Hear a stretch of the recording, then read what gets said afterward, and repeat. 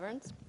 I work as a digital strategist or a creative strategist for Round Arch, which is a digital agency out of Chicago. And today we're going to talk about movement, social movements. And I have Anne Ream here, who is she's a founder of both Girl360.net, which is a tween empowerment and webzine, but she's also the founder of the Voices and Faces Project, which is a nonprofit national survivor network, and it's created to give voice and face to rape survivors. And I also have Elisa Roadcup, who is representing Amnesty International, USA's Women Human Rights Coordination Council, and she oversees their social media strategy, web development, campaign messaging, and membership, all in support of their efforts. So, special treat, we're going to talk about movement, and want to talk first about before Twitter and Facebook and all digital existed, there was, social movements going on. So let's explore what is it that we can learn from that time? Like, what can we learn about the movements and the connection to that time?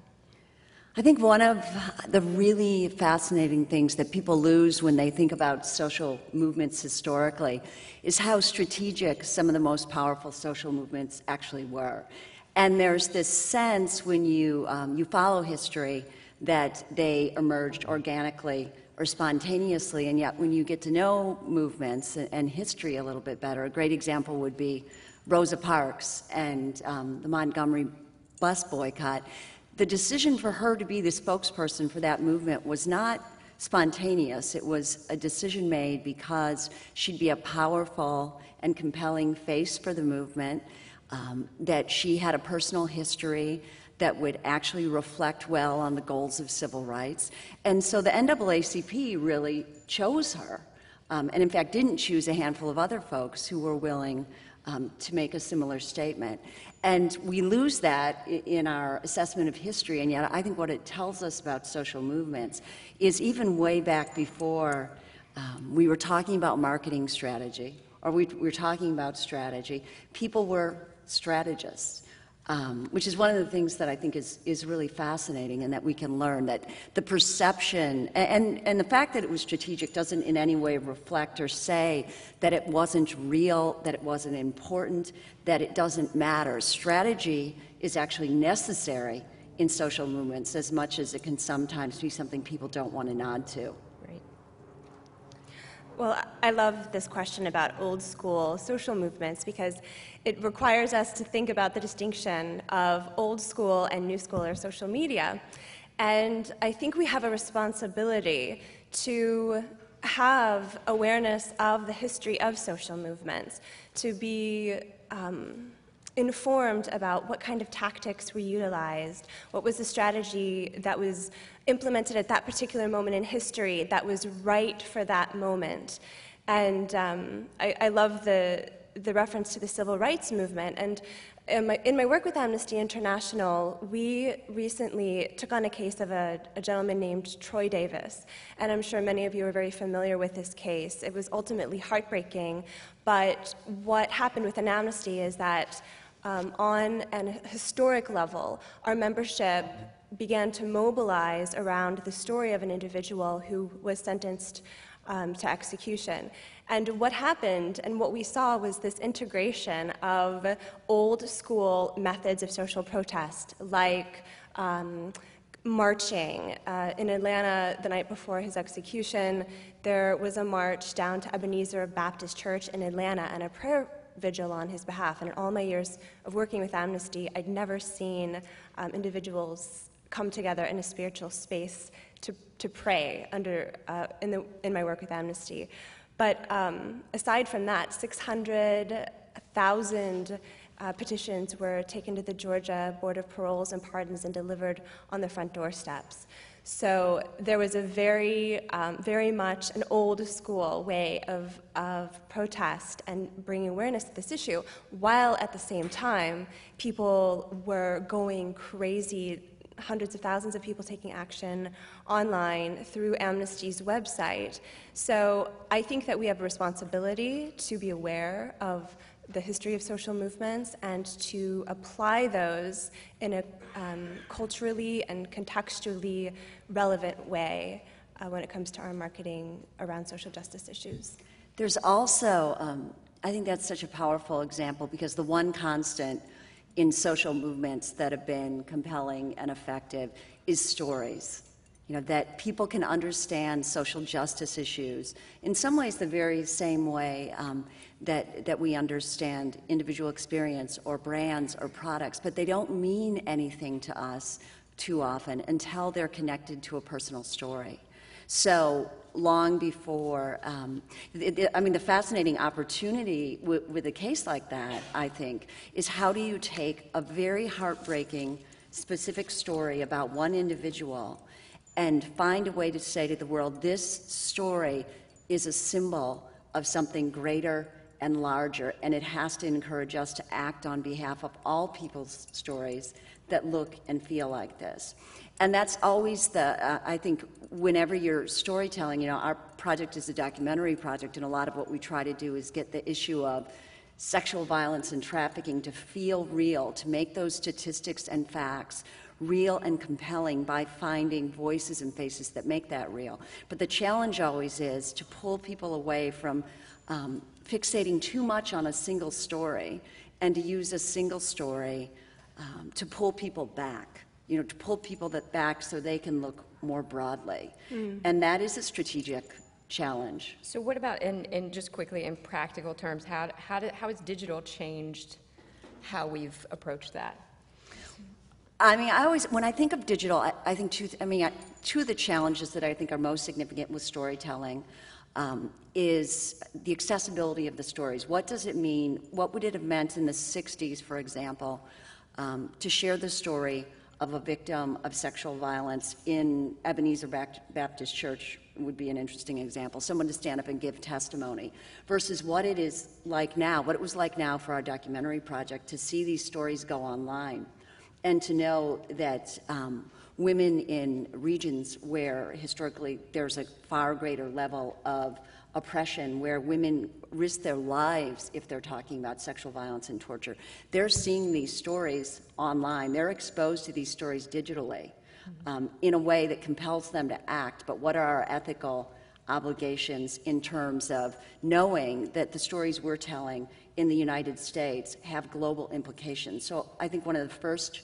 really critical questions that for me the rise of digital media and social media, at least in terms of documentary and social justice work, begged, is what are the ethical implications of the work we're doing, and how do we navigate around that? And then the second challenge that I think is really, I especially think this is critical with, for example, Twitter, but an awful lot of social media, I would say this is true for. It needs to create conversation. It cannot be the end of the conversation. And that's really critical. So speaking of your brands, the kind of the gravitas of what your brands in particular deal with can be very overwhelming to a person. So how do you deal with keeping that approachable, but also engaging people and getting them excited about what you're talking about? Sure.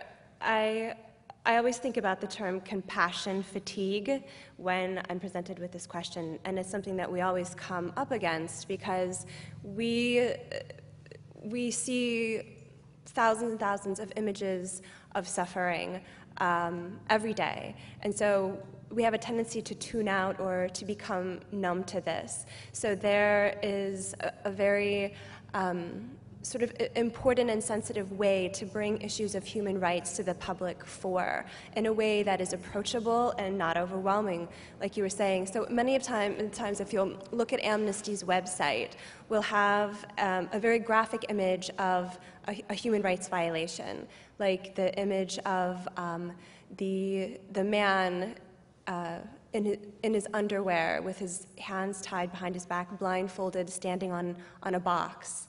The images of the people at Abu Ghraib who were tortured. These are images that were spread throughout the media, and they're at the forefront of our mind. We all know what that image looks like. And those kinds of images that can be overwhelming need to be tempered with images of humanity. So we implement a lot of up-close facial imagery, hands touching, hands clasping, and present this issue of violence or injustice or torture in ways that are very clear and honest and direct in terms of what we're trying to do, but we use imagery very strategically because photos and images and art can give language to the unspeakable, and I think that's it's a way that we're able to navigate those sensitivities. So strategically, and I think you both have talked about this a little bit, but when a brand is very strategic about what they're doing in their social movement, it can come across as really staged and almost manipulative in a way. So how do you approach that subject, and how do you keep that public trust going with how do you incorporate strategy without compromising that public trust then? I mean, that's always a really important question for documentarians in general. How close do you get to the story? Is the story purely authentic, and are you outside of it, or are you looking at the story and already anticipating the impact of the story on the culture, and in fact, in some ways, inserting yourself and your ideology into that space? And I think what I've seen repeatedly is that people have a much higher awareness of, the general public has a much higher awareness of authenticity than we think they do. And that there is a sense, there's sort of an inherent pushback when you see imagery. I mean, Susan Sontag wrote about this in really powerful ways. When you see imagery that's incredibly devastating and painful, the Abu Ghraib images, it's actually a really powerful example. Part of what happens is they're so horrifying that there can be an instinctive response in people to say that can't be authentic. That can't be occurring in the world that I live in. And I think part of what we have to be able to do is share those images and those stories in the context of broader facts and data and statistics and broader information that makes clear to people who are exposed to that imagery that this is real, that this is about something real and global. So you take away that tendency to doubt. And then I think, one of the biggest challenges is, and this does dovetail with some of the challenges and risk of storytelling in a digital world, is that you're constantly with some of these stories, and Elise is alluding to this, balancing the need for truth against the need for hope. Because if I see this story and this truth is so painful and feels so insurmountable that I don't think it can ever be altered, why would I act? And yet, and you also have to recognize when you're telling stories like that as much as they're calling the general culture to action, there are also stories that other victims are exposed to. So what does it feel like? We ask ourselves a lot on our project when we're sharing the stories of sexual violence victims and trafficking victims.